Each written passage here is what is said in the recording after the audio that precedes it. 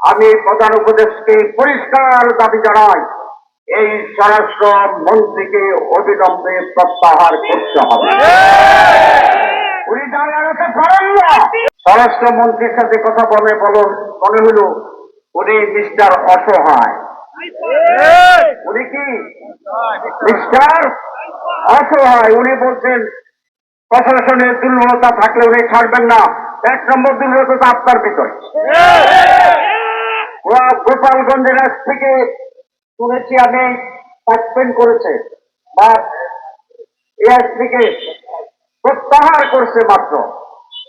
আমি প্রধান উপদেশকে পরিষ্কার দাবি জানাই, এই স্বরাষ্ট্র মন্ত্রীকে অবিলম্বে প্রত্যাহার করতে হবে।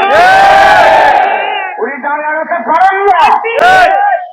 এই ছেলেগুলো আমাদের জাতীয় বীর, তারা যেভাবে আটকা পড়েছিল, যদি আগুন লাগিয়ে দিত বাইর থেকে, এখন আমরা সকলের কয়লা পেতাম, দেহকে কয়লা বাড়িয়ে দিত। আমরা দোয়া করতেছিলাম, যোগাযোগ করতেছিলাম, পেরেশানি ছিলাম। আল্লাহ তাদেরকে রক্ষা করেছে। আমাদের স্বরাষ্ট্রমন্ত্রী এই ঘটনার পরে আমিরে জামাত গোপালগঞ্জে যোগাযোগ করেছে। ছেলেরা যখন আটকে ছিল এসপি রুমে, আমি সে অবস্থায় তাদের সাথে যোগাযোগ করেছি, আমার উপরে কথা বলেছি, কিন্তু তারা অত্যন্ত দুর্বল মনে। আমার 3টে জিনিস মনে হয়েছে। এই সরকার খুব দুর্বল। 2, এই সরকার সিদ্ধান্ত নিতে পারে না। 3, এই সরকারের সাথে আরো কারো সংযোগে থাকতে পারে।